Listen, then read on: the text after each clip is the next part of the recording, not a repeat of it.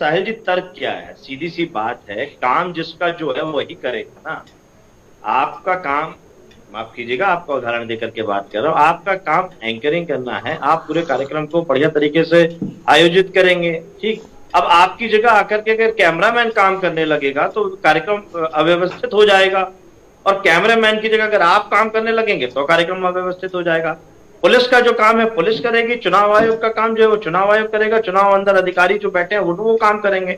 यहाँ पिछली बार जो 22 में और अभी लोकसभा चुनाव में जो देखने में आया था, ये पुलिस आईडी कार्ड मांग रही थी लोगों से। पुलिस को अधिकार किसने दे दिया? निर्वाचन की पूरी व्यवस्था है, अंदर आईडी चेक करेंगे, जो पूरी सूची है सूची में नाम चेक करेंगे, किसी पे डाउट होगा तो वो पुलिस के हैंडओवर कर दिया जाएगा कि बिल्कुल डाउट होगा तो हैंडओवर कर दिया जाएगा। पर वो पूरी एक व्यवस्था है और उस व्यवस्था है, पर बुरके में है तो उसकी खिलाफत में हमने शिकायत दर्ज करी हुई है कि भाई इस तरीके की बात नहीं होनी चाहिए। और ये मसला केवल बुरके का नहीं है, ये मसला तो जो महिलाएं घूंघट निकालती है उनके लिए भी है, और जो ये महिला सम्मान का विषय है, जो महिलाएं अपने सम्मान के लिए करते हैं जो काम, उसको हम और आप होते कौन है उसको रोकने वाला? रोकने वाले कोई भी नहीं होते। पर जब हम पारदर्शिता की बात करते हैं, जब निष्पक्ष चुनाव की बात करते हैं, तो बुर्का हटेगा क्यों नहीं, वो एक सवाल है। मैं बात उसकी बात नहीं कर रहा हूं कि बुर्का अगर हटेगा हर किसी को उसका काम सौंपा गया है। बड़े हटाएगी क्या पुलिस हटाएगी क्या? तो चुनाव आयोग करेगा ना, पर हटाने का तरीका क्या होगा? चुनाव आयोग करेगा ना, चुनाव अधिकारी वहां मौजूद होगा ना, चलेंगी क्या? चुनाव अधिकारी वहां मौजूद होगा ना, तो चुनाव अधिकारी करेगा ना काम। उसको काम करने के तरीके पे जो तरीका पिछला हमारा अनुभव है 2022 का, 2024 का, किस तरीके से संभल में लाठीचार्ज करके धर्म विशेष के लोगों को, क्योंकि उन्हें मालूम है कि ये वोट किसके पास जा रहा है, तो उससे परेशान होकर के सत्ताधारी दल ने अपना सत्ता का दुरुपयोग किया। तो हम तो लोकतंत्र को मजबूत कर रहे हैं। अगर वो कल को वोट किसी और को देना चाहते हैं, अभी तो 2022 में 2 महिलाओं को गिरफ्तार भी किया गया था, पता नहीं ना कौन किसको वोट देगा। हम तो उनके वोट के अधिकार को सुरक्षित रखने की बात कर रहे हैं। जिस तरीके से लाठीचार्ज संभल में किया गया कई सारे पोलिंग बूथ्स पे, जिस तरीके के पुराने अनुभव हैं हमारे, कि लोगों को देख के, बुरकों को देख के, कुर्ते पजामे को देख के और अन्य वेशभूषा को देख करके आपत्तिजनक व्यवहार किया गया। उस आपत्तिजनक व्यवहार पे हमने अपनी आपत्ति दर्ज कराई है, और हमने चुनाव आयोग पे दर्ज कराई। जो व्यवस्था है उस व्यवस्था अनुसार हम काम कर रहे हैं।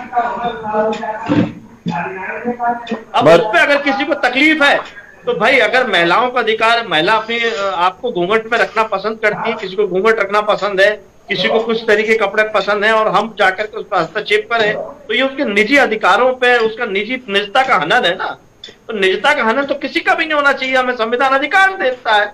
2022 की मैं बात कर रहा हूं, रामपुर से उत्तर प्रदेश जब चुनाव थे विधानसभा, तब भी 2 महिलाओं को गिरफ्तार किया गया था क्योंकि फेक वोटिंग कर रही थी। तो तर्क तो यही है ना कि निष्पक्ष चुनाव हो, पारदर्शिता चुनाव हो।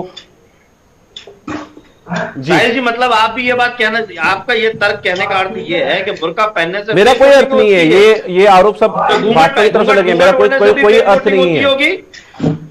आपके तर्क की बात कर रहा हूं, आपके तर्क की बात कर रहा हूं। मैंने बात की 2022 की, 2022 में भी 2 महिलाओं को पकड़ा गया था। निकालते हैं ना जो बुर्का पहनते हैं, फेक वोटिंग करने वाले को बिल्कुल पकड़ा जाना चाहिए जी। उसको फेक वोटिंग ना हो, चुनाव आयोग का यही काम है। लेकिन पुलिस कौन? पुलिस को किसने अधिकार दिया कि आप आइडेंटिटी कार्ड चेक करेंगे, कौन अंदर जाएगा कौन नहीं जाएगा? पुलिस तय करेगी। जिनको ट्रेनिंग दी गई है चुनाव आयोग द्वारा, उस ट्रेनिंग का क्या मतलब है? फिर वो तय करेंगे ना कौन अंदर वोट डालेगा कौन नहीं डालेगा, किसको अंदर एंट्री देनी है किसको नहीं देनी है। चलिए जवाब लेते हैं क्योंकि लगातार आरोप लगाए जा रहे थे भी भाजपा की तरफ से भी। प्रवक्ता हमारे साथ राजेंद्र सिंह जी हैं, उनसे बात करते हैं। इशू कर रही है वो कौन कर रही है? पुलिस कर रही है ना इशू। अभी से ही लोगों को हाउस अरेस्ट करने का काम कौन कर रही है? पुलिस कर रही है। तो ये जो चीजें चल रही हैं, मैंने कल भी भारतीय जनता पार्टी के प्रवक्ताओं से पूछा था, मैं आज भी पूछ रहा हूं, भारतीय जनता पार्टी के कितने लोगों का हाउस अरेस्ट करने की बात हुई है और रेड कार्ड इश्यूज किए हुए हैं? ये केवल चयनित करके, जिन पर कोई मुकदमे नहीं है उनको भी रेड कार्ड इशू करें। क्यों? क्योंकि वो अपने क्षेत्र में प्रभाव रखते हैं, छवि रखते हैं, लोग उन पर विश्वास करते हैं, और वो लोग निकलेंगे तो लोग ज्यादा से ज्यादा वोट करेंगे। तो ज्यादा वोट ना हो, लोकतंत्र मजबूत ना हो, ये भारतीय जनता पार्टी की नीयत है। हमारी भी इच्छा है ज्यादा से ज्यादा वोट पड़े। वो वोट किसको पड़ेंगे तो तय नहीं है, वो तो समय बताएगा कि चुनाव होते हैं तो जब रिजल्ट आएंगे वो तो तभी पता लगेगा किसको वोट पड़ा है, कौन पार्टी जीती। ये दोनों बातें अलग अलग है। यहां बात चल रही है कि मैंने संभल का उदाहरण दिया, जैसा भी राजनीतिक विश्लेषक कह रहे हैं, आप वीडियो देख लीजिए पुराने जाकर के, पोलिंग बूथ के अंदर जो लोग लाइन में लगे हैं, जब आप वोट डालने जाते हैं तो लाइन लगती है, और जो लाइन में लगे हैं उनके कपड़े की पहचान करके आप लाठी चार्ज करो और उनको भगा दो, और उसी तरीके से जब लोग मोहल्ले से निकल करके वोट डालने आ रहे हैं तब आप रोक रोक करके उनकी पहचान पत्र मांगो, ना केवल बुर्का पहनने वालों से, अन्य लोगों से भी। तो ये पुलिस का काम वोट डालने जाते लोगों को रोकना काम नहीं है। और चेकिंग का सवाल है तो मेटल डिटेक्टर है, बम डालने वाली आप बात कर रहे हैं, और भी इक्विपमेंट्स हैं, आईडी देख करके क्या बम चेक कर पाएंगे? तो ये सारी बातें कहना, ये तर्कों को कुतर्क की तरफ बढ़ने की हम बात कर रहे हैं। हम जो तर्क दे रहे हैं वो केवल ये दे रहे हैं कि वोट डालने के अधिकार से वंचित करने की योजना भारतीय जनता पार्टी की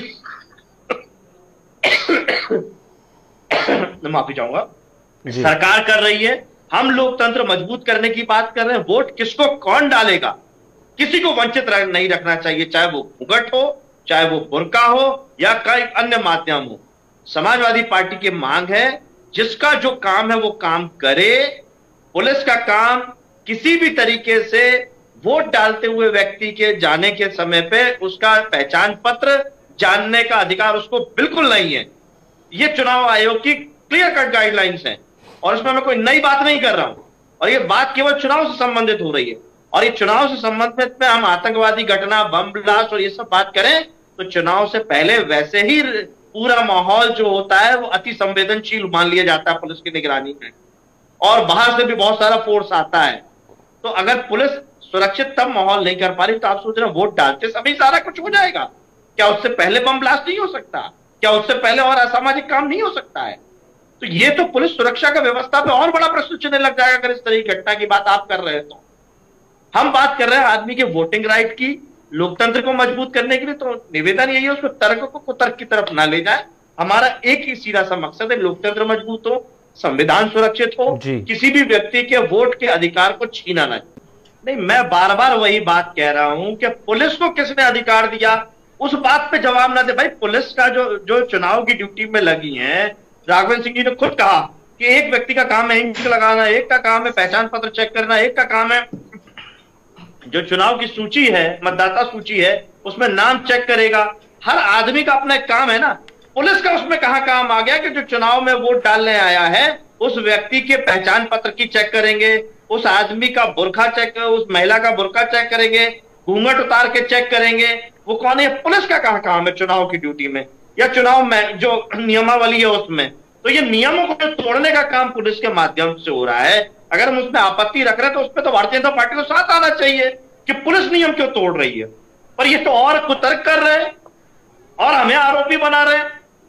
जिसका जो काम नहीं है वो काम कर रहा है और कह रहे हैं कि हाँ करना चाहिए। वाह भाई भारतीय जनता पार्टी, जिसका जो काम नहीं है वो करना चाहिए, जिसका जो काम है वो करेगा नहीं। आप लाठीचार्ज करने के लिए हितैषी बन जाओगे, उसमें विरोध नहीं करोगे। कह रहे हो समाजवादी पार्टी को वोट देते हैं इसीलिए। हम कह रहे हैं वो वोट किसको देते हैं ये तो बाद में तय होता है, उनका वोट का अधिकार है कि नहीं है। पर अगर लाठीचार्ज हो रहा है, जो लोग लाइन में लगे हुए हैं, उसके साथ में भारतीय जनता पार्टी क्यों नहीं खड़ी होती है? जब लोगों का चुनाव का अधिकार लूटा जाता है तब भारतीय जनता पार्टी क्यों नहीं खड़ी होती? अभी रेड कार्ड इशू हो रहा है तो उसमें भारतीय जनता पार्टी क्यों नहीं खड़ी उसके साथ में? क्यों?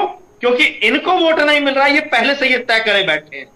हम तय नहीं किए बैठे हैं कि कौन किसको वोट करने जाएगा, ये उनका अधिकार है, वो वोट दे। हम लोकतंत्र मजबूत करने की बात करते हैं, लेकिन इन्हें यह मालूम पड़ जाता है कि कौन हमें वोट दे रहा है कौन नहीं दे रहा है, तो ये इसीलिए विरोध करने लगते हैं, इसीलिए ये उन बातों को कुतर्क करने लगते हैं। क्या सही है क्या गलत है ये तय कर देते हैं पहले से ही। हम नियम की बात कर रहे हैं तो ये नियम में भी आड़ ढूंढ रहे हैं, तो हमें कुतर्क बता रहे हैं। तो मैंने तो बड़ा विशेष उदाहरण करके बता दिया साहिल जी कि आपकी जगह अगर कैमरामैन बैठ जाएगा और आप कैमरामैन की जगह बैठ जाएंगे तो ये कार्यक्रम अव्यवस्थित हो जाएगा। तो ये अव्यवस्था जो चुनाव में होती है, पुलिस का काम नहीं है पहचान पत्र चेक करना, पुलिस को नहीं करना चाहिए। पुलिस का जो काम है वो पुलिस करे, बेहतर करे, लोकतंत्र को मजबूत करने में, इस चुनाव के महापर्व को बेहतर बनाने में लोगों की ज्यादा से ज्यादा भागीदारी बढ़े। इस काम में सबको सहयोग करना चाहिए। लेकिन पुलिस सरकार पुलिस के माध्यम से जिस तरीके से लोकतंत्र को कमजोर करती है, कम वोट डलने पड़ते हैं इनके कारण, इनका जो आचार और व्यवहार है उसके कारण कम वोटिंग होती है। ये कोई भी ऐसा काम नहीं करते कि वोट अधिक डले। ये दिख रहा है सामने, अभी भी ये उसी पे बहस कर रहे हैं। हम कह रहे हैं वोट ज्यादा से ज्यादा डले, उसका प्रयास कीजिए ना, जिसका जो काम है उसको करने दीजिए। आप क्यों चाहते हैं कि पुलिस को अधिकार मिले?